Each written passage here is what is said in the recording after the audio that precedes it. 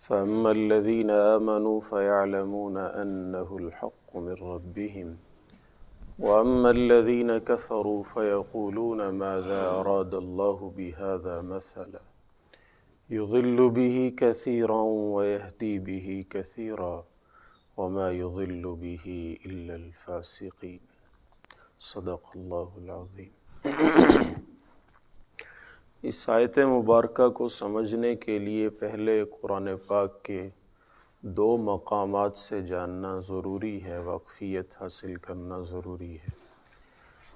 17ویں پارے کے آخری صفحے کے اوپر اللہ جل جلالہ نے ایک مثال بیان کی مکھی کی، ان الذین تدعون من دون اللہ لن یخلقوا ذبابا ولو اجتمعوا له، جو لوگ اللہ کے غیر کو پکارتے ہیں یہ سارے مل کے ایک مکھی بھی نہیں بنا سکتے۔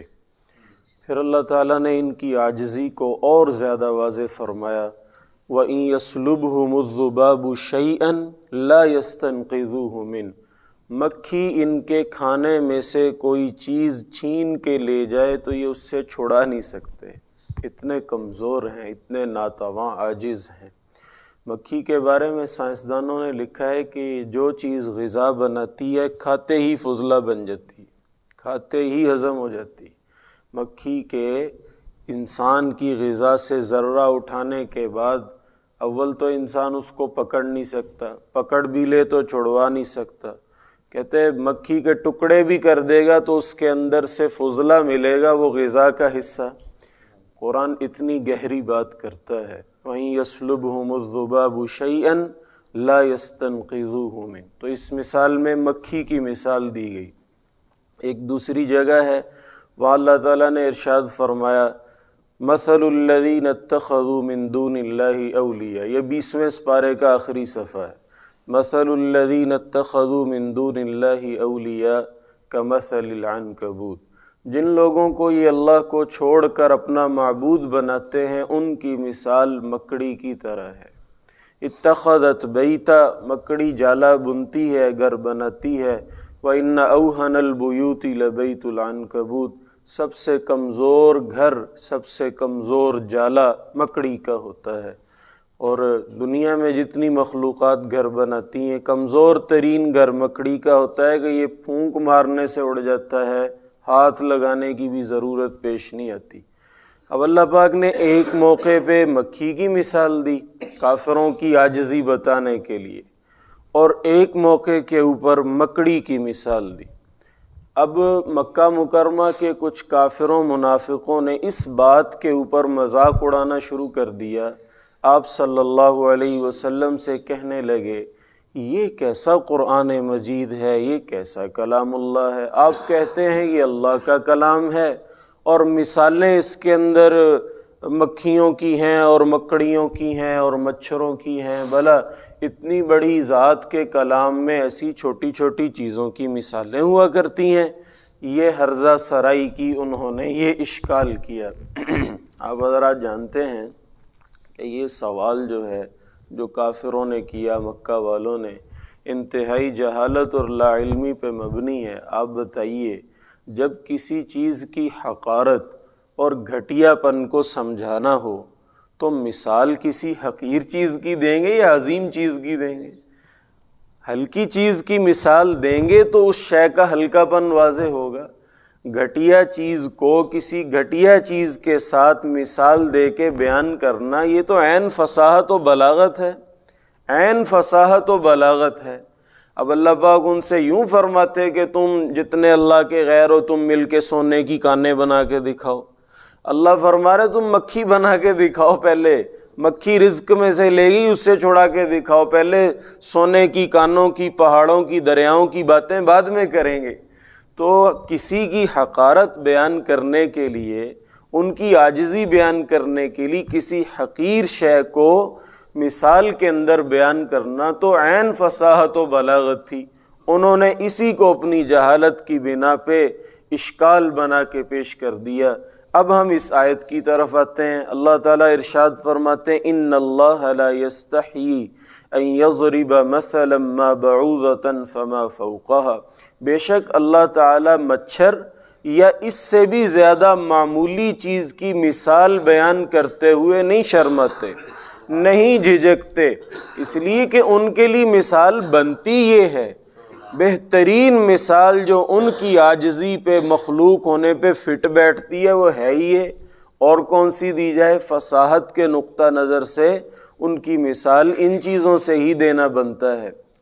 بے شک اللہ تعالی مچھر یا اس سے بھی زیادہ چیز کی مثال، زیادہ یعنی زیادہ معمولی چیز کی مثال بیان کرنے سے اللہ کو کوئی جھجک نہیں، کوئی حیا نہیں۔ ہاں، ان مثالوں کو سن کر پھر دو قسم کے لوگ ہوتے ہیں، فَأَمَّا الَّذِينَ آمَنُوا فَيَعْلَمُونَ أَنَّهُ الْحَقُّ مِن رَّبِّهِمْ، جو ایمان والے ہوتے ہیں وہ تو جان لیتے ہیں کہ بے شک یہ بات حق ہے اور ہمارے اللہ کی طرف سے ہے، اللہ بات سمجھانا چاہ رہے ہیں، انہیں بات سمجھ میں آتی ہے۔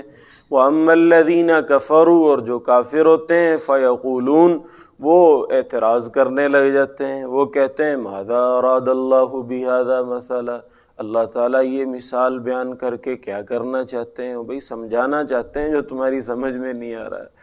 یضل بہ کثیرا، اسی ایک مثال سے اللہ بہت ساروں کو گمراہ کرتے ہیں، ویہدی بہ کثیرا، اور اسی کے ذریعے سے بہت ساروں کو ہدایت دے دیتے ہیں، وما یضل بہ الا الفاسقین، اور اس سے گمراہ نہیں فرماتے مگر فاسق فاجر لوگوں کو، جو انتہا کو پہنچے ہوئے ہوتے ہیں۔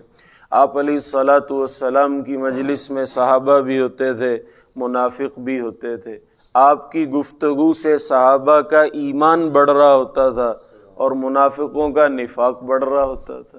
آپ علیہ الصلاۃ والسلام رات میں تلاوت کرتے تھے، کافر چھپ چھپ کے سنتے تھے، ایمان والوں کا ایمان بڑھتا تھا اور کافروں کا دل گھٹتا تھا سن سن کے، اچھی تو لگتی تھی انہیں، لیکن ساتھ یہ بھی پھر ہماری سرداریوں کا کیا ہوگا؟ پھر لوگ تو سارے ان کے پیروکار ہوں گے، ان کی تعظیم و عقیدت کریں گے، پھر ہمیں کون پوچھے گا؟ انانیت بھی اندر سے ضربیں لگاتی تھی، جاگتی تھی، تو اس لیے ان کافروں کے لیے یہ چیزیں گمراہی کا باعث بنتی تھی۔ ہماری مشاہداتی چیز ہے، ہم ایک ہی چیز کو دو مختلف ماحولوں میں جب رکھتے ہیں تو دو مختلف نتائج حاصل ہوتے ہیں۔ مثال کے طور پہ آپ ایک گاجر لے لیں نا، اس کے دو ٹکڑے کر دیں، درمیان سے دو ٹکڑے، دو کاشیں آپ کے پاس حاصل ہو گئیں۔ آپ گاجر کے ایک ٹکڑے کو چینی کے اندر ڈبو دیں اور ایک ٹکڑے کو آپ سرسوں کے تیل میں نمک وغیرہ ڈال کے اس میں ڈبو دیں۔ 15 دن کے بعد یہ انتہائی میٹھا مربع بن جائے گا، وہ انتہائی کھٹا اچار بن جائے گا۔ ایک ہی چیز تھی، اس کے دو ٹکڑے کر لیے گئے، ان دو کو دو مختلف ماحول دیے گئے۔ ایک کی رگ رگ کے اندر، ذرے ذرے کے اندر مٹھاس سرایت کر گئی، وہ مجسمہ شیری بن گئی، بہت مٹھاس اس کے اندر آ گئی، اور ایک کے ایک ایک ذرے کے اندر کھٹاس چلی گئی، جس کو جیسا ماحول ملا۔ تو منافقوں کے اندر جو جذبات تھے کافروں کے، وہ اسی کے لحاظ سے بات کرتے تھے، اور ایمان والوں کے جو ایمانی جذبات تھے انہیں اسی لحاظ سے بات کرنا تھی اور بات کو سمجھ میں آنا تھا۔ تو اللہ رب العزت کی طرف سے تو آیات آ جاتی ہیں، باقی آگے نفع انسان کی اپنی اپنی طلب کے مطابق ہوتا ہے۔ نہر تو جاری ہوتی ہے، اس میں سے ہر بندہ اتنا پانی لے گا جتنا اس کا برتن ہوگا، جتنا اس کا ظرف ہوگا۔ جو چھوٹی پیالی لے کے آئے گا وہ اتنا سا پانی لے جائے گا، جو بڑا کولر لے کے آئے گا، جو ٹینکی لے کے آئے گا اور رکشے میں رکھ کے وہ اس کو بھر لے گا، جو واٹر ٹینکر لائے گا وہ اس کو بھر لے گا۔ ہر بندہ اپنے ظرف کے مطابق پانی لیا کرتا ہے نہر سے۔ اب اس میں یہ اشکال نہیں کوئی کر سکتا کھڑا ہو کے کہ جی مجھے پیالی میں تھوڑا سا پانی ملا، بھی اس میں نہر کا کیا قصور، تمہارا برتن چھوٹا تھا۔ جتنی انسان کی طلب ہوتی ہے اللہ رب العزت اسی لحاظ سے اس کو نوازتے ہیں۔